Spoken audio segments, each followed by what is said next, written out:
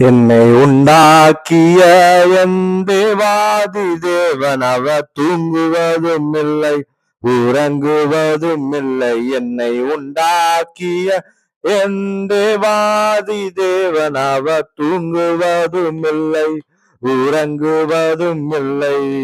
என்மேல் அவர் கண்ணை வைத்து ஆலோசனை சொல்லுவார், சத்தியத்தின் பாதையிலே நித்தமும் நடத்துவார்.